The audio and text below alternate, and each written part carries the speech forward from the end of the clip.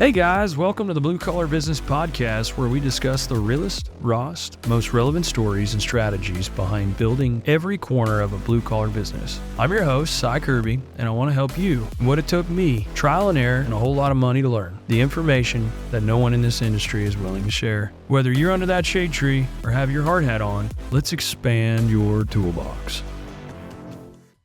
Welcome back, guys, to another episode of the Blue Collar Business Podcast, brought to you and sponsored today by podcastvideos.com and all their team here. We've been aligned with them, had the show over here for a little over a year, and the things they're doing with this platform, I'm really excited about.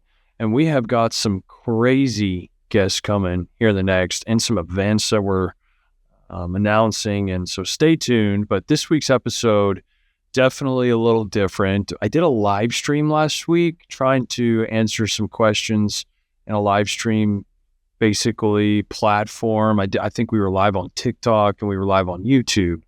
Apologies if you missed that one, but go ahead and send in your questions into the website, www.bluecollarbusinesspodcast.com, and get those questions in, and hopefully I'll get them answered on this next live stream. So be checking out our TikTok and our socials to find out when the next live stream is, or YouTube. We were also there, and you guys can jump on, and hopefully we can answer some questions for you guys. So I can't tell you guys how much the support means to me.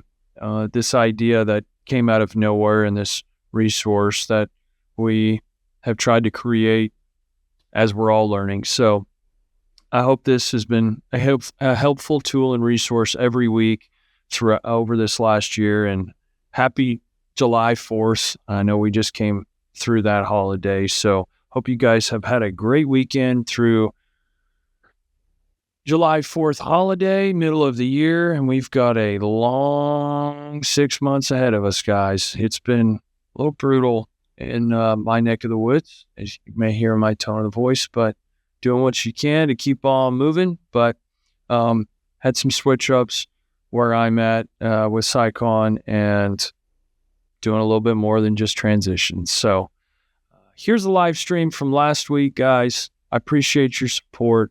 I appreciate every one of you that's reached out and shared your insight.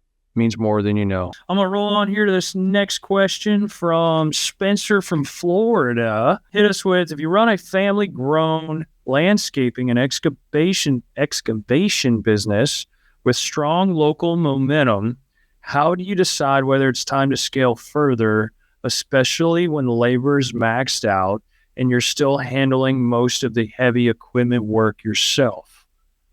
Let me kind of paraphrase that for you, Spencer. If you run a family-grown landscaping and excavation business, so essentially I'm assuming there's a couple of family members running this together, with strong local momentum, how do you decide whether it's time to scale further, especially when labor is maxed out and you're still handling most of the heavy equipment work yourself? I don't know if he means by heavy equipment work, like as in he's actually out there operating, or, hey, thanks for that follow, my guy. I'm going to try and hit all of these through this process as well. But literally, if I'm going to go back to inside accounting, if you were sitting there and your inside accounting and your reporting is telling you, and you're getting a P&L and a balance sheet, and I know that sounds super high level, Spencer, at this point, because I was a family owned and operated business, still am. And I can understand and sympathize working with family, because it's different for sure.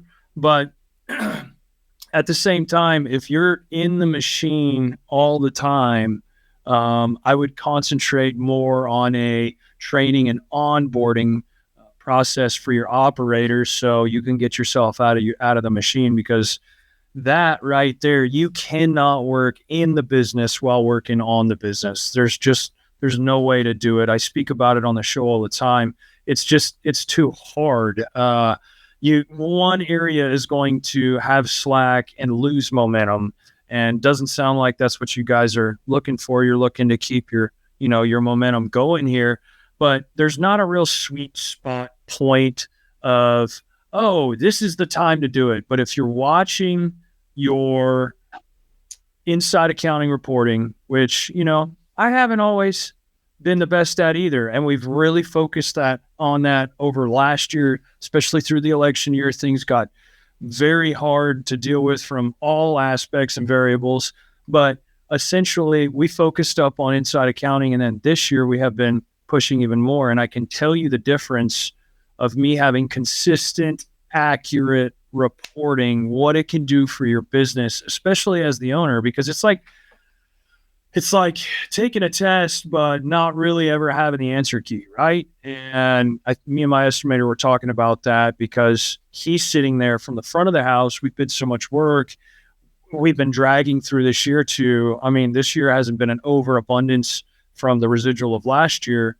And we're waiting for work to just absolutely pile drive us and turn on, and it's fixing to, there's no doubt. But we need that data from the production side to basically give him that answer key to find out if, these jobs are staying unprofitable. Is he estimating right from the get-go, or were we taking a bad number and trying to go make it a good number out in the field? Because you cannot take a bad number off the desk and try and go make it a good number. But that sweet spot, I would tell you, is number one, you need to focus on systems and processes and procedures, because if you're still out there, I'm telling this to myself 5 years ago, like I was in that machine still. At the same time, I wish I would have focused more on the process and implementation and execution of what we're doing every day, so that somebody else that hops in the seat can just pick up and run with it, because nobody's going to sit there and take this out of your head unless you stick it on paper. They'll never be successful. They're always just trying to read your mind, right? So it's very hard for an employer to hire another guy and stick him in that operator seat and go, well, that guy right there, he's not doing it the way I would do it, or his production's not as much as I would do, et cetera, et cetera. Well, he's never going to be. Look up the book, Buy Back Your Time. Shout out to T-Dog, T-Money, old Trent Harris over at Blue Collar. He says I say things out of that book all the time. It's on my ad list. But 80% of your time, okay, if you can do something 100% effectively, if somebody's out there giving 80% of what you can output as a owner of a business, I'm telling you, you better be thanking them, because they're doing everything they can. The 20% they don't even have knowledge of because you haven't shared with them out of your head yet. Trust me, I know. I've done it. And the more transparent you get with your team, I know I may be going a little far off here from your question here, Spencer, but the more transparent you build with your team, the better success chance that they have, whether it's good, bad, or indifferent. It may not be good. It may, financials may be rough and you may be going through a downtime, and, but you got to band together and everybody's got to see where we're going as a target goal. So I would get your family together, look at your P&L and balance sheet together. Hey, are we, we're getting an influx in landscape, hardscape projects. Maybe we don't go buy the 285 skid steer, but maybe we go buy another dingo to make the labor side of it a little bit easier on the labor. That is, say we got 4 or 5 guys out there, if we can have a piece of equipment help and have 2 or 3 guys out there, that's kind of the things I'd be looking for to start elevating. Number one thing is sales, and keep sales coming in. I know you say momentum, but before you start scaling, you better have consistent month over sales and conversion rates to look at. I didn't do that. I had consistent sales, but I didn't have the conversion rates to sit there and look at when I was scaling. I took a big risk, and you can do that too. I mean, you absolutely can. If you've built a little bit of reputation around, I would definitely give it 2 or 3 years and set up these processes and systems and get your inside accounting to where it's spitting out reports every 30, 45 days so you can make a good judgment call. And those reports, said all that to say, those reports will tell you give you a good inclination of when it's time to scale. There's also a lot to be said to being a visionary of being an entrepreneur. And having the vision that nobody else gets. Your CPA doesn't get you a lot of times. Your your marketing guy and CPAs, that they're never going to jive. It's those kind of equations that you don't know of yet. But hopefully that helped your question there, Spencer. You got a question for me? Jeremiah's in the comments down below. What's going on, Ashton? Thanks for joining us. Dustin, mainly needing to learn more about bidding commercial work. Okay, let me finish reading that here. Dustin said, mainly needing to learn more about bidding commercial work. We have been residential ag primarily. Well, my first question would be to you, what style of commercial? Are you going into the retail space, more restaurants? Are we talking, multifamily? Are we talking subdivisions? What are we talking? And that is a question I didn't know either, and I didn't have the answer to, my guy. But I would find something so hard to cut your teeth in, but making that jump from residential to commercial earthwork is a huge, huge jump. But hopefully you guys do a little bit of pipe or maybe some septic work. You've got to find something that holds down the residential cash flow, the residential thing that you're so good at right now. You've got to find a way to keep it, to start stepping off. And honestly, you're going to learn by mistake and by experience. Bid that commercial work. Maybe find somebody in your area. I understand that they're not really too quick to give out information. Neither is this area, I can assure you. But that's literally why I'm doing what I'm doing currently sitting here right now. So, PlanSwift, I just did a video on our YouTube channel about all the softwares. Just check out Sycon. I think it's last week's video. Anyways, but it'll say PlanSwift and Builders Trend over my head. Go check that video out and some of the softwares that would help you kind of get from point A to point B. I think you'll find some value in that video and things that you're looking for. PlanSwift is a number one tool bidding into the commercial space. And but that's a totally different rabbit hole. You guys don't want to sit here and listen to that. But get PlanSwift. If you do utilities, man, start with PlanSwift and start venturing out a little bit in the pipe commercial world, my guy. That would be the first thing I would be doing. Maybe find 100-foot, 200-foot extension on, a retail establishment that's coming to town. Maybe get in front of a couple of these GCs that you kind of have an idea about, that's local to your area. Maybe you have somebody that works there that and hey man, I'm just looking for some small utilities. And guys like myself, when we're bidding a utility package, we want it all, right? We sometimes, especially when we're busy, we're not really going to be looking for that 80 or 100 foot, because it's really hard to pull a full crew off of a 3, 4, 5 month job to go do a day or two job, right? So hit your GCs up and start very small on the utility side and see where that lands you, my guy. But I'm going to keep rocking and rolling here. I'm going to give you a little swig of sweet tea. There's two parts to this question. Sam's probably screaming at me. There's another part. How do you grow in a heavy equipment operation when the person you want to promote is irreplaceable and it's hard to find someone new who cares about as much about quality as I do? Wow. Yeah, I totally understand, man. I got to let you know right now, nobody's irreplaceable, as I have found out, Spencer.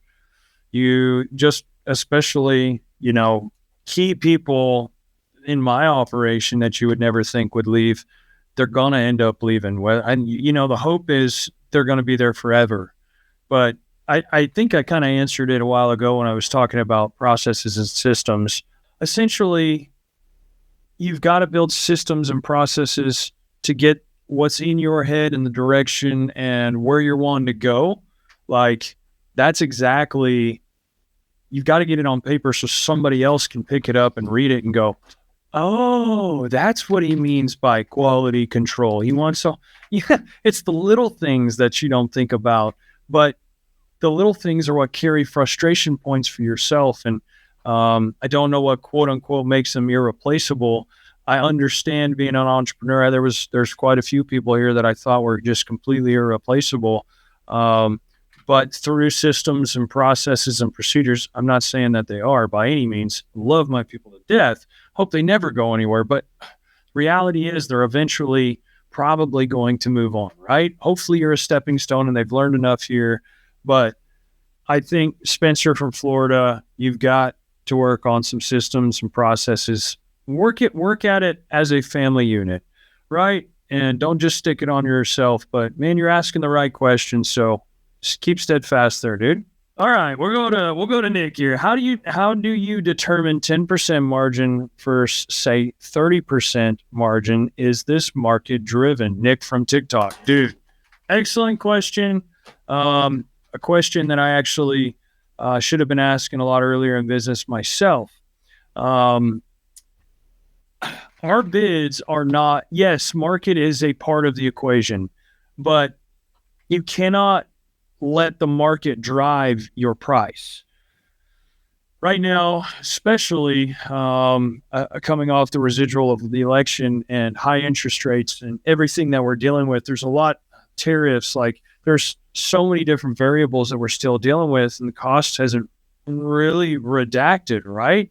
So there's a lot of people out in the marketplace, and there's a lot of new guys out here trying to just jump into the commercial world or jump into the residential world, or, the market oversaturation is something to also take away from this. But how do you fluctuate that margin? Well, crew availability. Okay. How busy are your crews? How much do they want to pay you to get the job done? Because, if you're talking pure profit at that point, because a lot of people in our heavy equipment world get 10% and 30% margin, but they're not even equating for indirect or overhead costs. I promise you, I was there myself until I went to a CPA that knows my industry and go, hey, dude, what are you doing where's your indirects? Where's your overhead? What's going to happen when that dozer slings a sprocket and you got to spend 25 grand? Where's that money going to come from? Like that has to be worked in, and they teach you how to do that. But crew availability, what kind of engineer are we dealing with? Are we dealing with a crappy engineer that's going to be freaking change ordering, from the last project, it wasn't drawn worth of crap, so then you change ordered it out? Or is it client? Is this just a client that you don't like working for? Like, have you done any work with them before and it just went crap? Did it take you forever to get paid? Did they, those are the types of things that are going to directly affect your margin. But we kind of have a go, no-go matrix. But also, too, if you're needing work, your backlog also drives that margin. If you don't have as much work, you're going to have a lower margin. But where a lot of folks, including myself, get into a trap is they don't really adjust that margin. So you already had a game here, Nick, by asking the question, like, straight up, when you do get a bunch of work, adjust that margin. So that way you're not having to pull this guy off of here, pull that guy off of here, and you're just making the same amount of money. But that's kind of the way I would look at margin adjustment. It's, do you have to go rent a bunch of equipment to go do this high dollar paying job? Does it really wash out? Do you have enough rental in there? It's things like that all sway margin. Of course, rental is not part of margin. That's way up here in the line item expenses. But bidding a project with margin on it, man, you have to. And a lot of guys right now, I see things getting literally the term buy-in work. I've heard more in the last couple of months from GCs, general contractors, calling me up going, hey, man, we bid like 62 projects this year. We got one. And I'm like, oh, what are you seeing up there on the dirt side? Like, is a bunch of stuff in to kick off? And I'm like, well, yeah, but not right now. We still got 60, 90, days. There's some stuff kicking off. Don't get me wrong, guys. We've also had 75 days of rain, but I hope I answered your question there, Nick. Yes, the market is a part of that equation, but if you know your cost, don't ever price yourself to the market. Price yourself to your cost and take some time. Know your cost. You have to. That's how you're ever going to even know what's happening at the end of the job, right? And what's left for you and your team, or however that's supposed to. We just had K likes. Let me hit one more here off my random run and gun. How do you carve out time for strategic planning when you're stuck in the day-to-day grind of billing, phone calls, and being on the job site? Boy, howdy. That is a question. Literally, I'm living the same scenario. Non-negotiable time, non-negotiable meetings. You have got to set yourself. Those meetings are important. Those planning meetings are like, everything happens in our world in 90-day cycles, right? So if you want to start something right now, 90 days from now is when you're really going to start feeling the effects. And it takes time, and it takes a lot of time. But billing, it sounds like you've got a couple billing, phone calls, and being on the job site. It sounds like you may need to pick somebody out and maybe sit down and go, okay, this is everything I've got on me. Just literally going through it myself right now. And this is everything that's on me. What needs to be on me? Well, I need to be handling the phone calls with production. I need to be out there on the job site to make sure we're staying on our estimate. But do I really need to be billing the work? Do I understand? Is that maybe somebody in our admin office, or maybe we can create a position if there's a couple other things that we can get off of you. So delegate, number one, delegate tasks so we can actually take time for that hour meeting, because I understand that first couple of months trying to fit in strategic planning meetings, and you're out there and your phone's on the freaking table the entire time. You've got to hit it, do not disturb, for 45 minutes and give them your undivided attention, because the strategic plan for your business it's got to come out of your head. And if you're asking these people to help you, well, you've got to give them the time to do so, right? So, last question here. Oof. How do you communicate to your spouse or family that long hours are temporary sacrifice for long-term freedom when they're feeling neglected now? Man, that's a deep question. That is literally a deep question, especially for myself, because we'll be 10 years, starting our 10th year in August. Like, it's hard. It's hard to communicate that, even if it's a temporary job. Well, I would sit down and go, hey, I did this yesterday. Actually, we went down, and Will went with me to go look at a job. And this is kind of how I view this, but the job's way off in the woods. And I mean, way off in the woods. No phone service, no internet, no Casey's gas station within 10-minute trip that our guys are used to dealing with, right? And I'm like, man, I'm going to have to stick an office out here. It's 8.5 miles from a highway on dirt road, 9 creek crossings.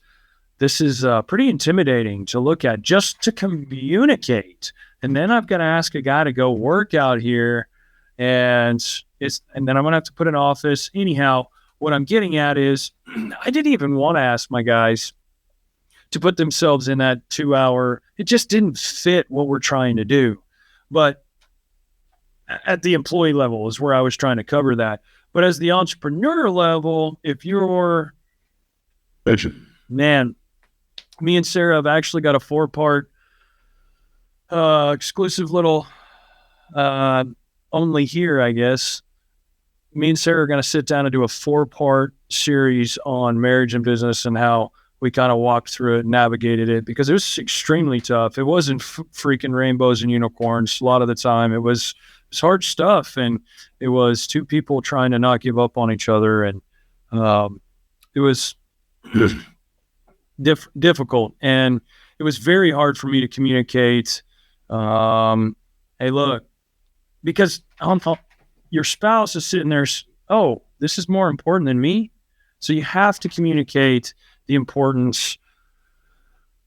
As a man, I kind of had to do it with my wife. Look, my main job is to provide. So I'm out here. This is me showing my love to you and, the family. Like, yes, there is some time that they deserve from your schedule, and they should set your schedule, right? So, like, yeah, I get it. You're working super, super long hours, but you have got to find one night a week or on the weekend and set some non-negotiable family time.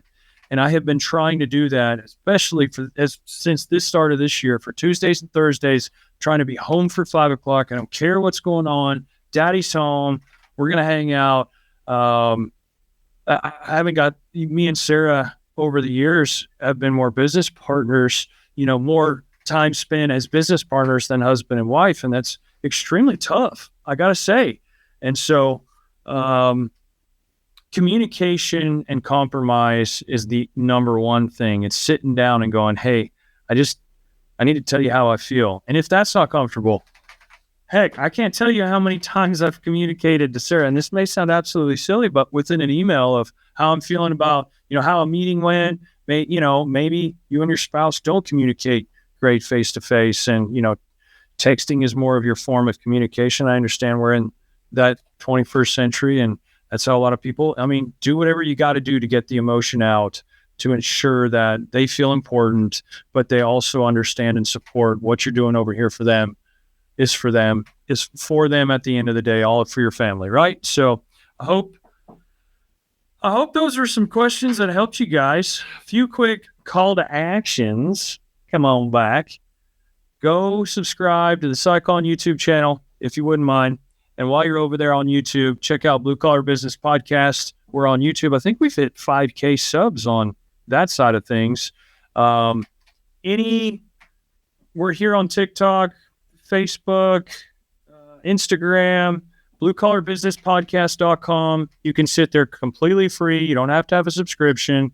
Completely free. Listen and watch full episodes from there. Read all the blogs on who I'm bringing, why I'm bringing them on. But if you have a subscription, please drop a follow and a rating on the show on whatever platform you've been listening to us on. It means more than you know. And I look to do these hopefully a couple of times, and definitely get these out there a little bit more and get some more interactive comments going back and forth, and hopefully help some folks. So what else we got? I think that's about it for today. I have got a podcast every Wednesday, 5 a.m. comes out every single week, but I film at 3 o'clock, 4 o'clock on Wednesdays in the afternoon. And we've got a pretty cool little podcast coming up here in about 15 minutes. So I'm going to jump off here, guys. I appreciate you guys so much for hanging out. And till next time, we'll see ya. If you've enjoyed this episode, be sure to give it a like, share it with the fellers, check out our website to send us any questions and comments about your experience in the blue collar business. Who do you want to hear from? Send them our way, and we'll do our best to answer any questions you may have. Till next time, guys.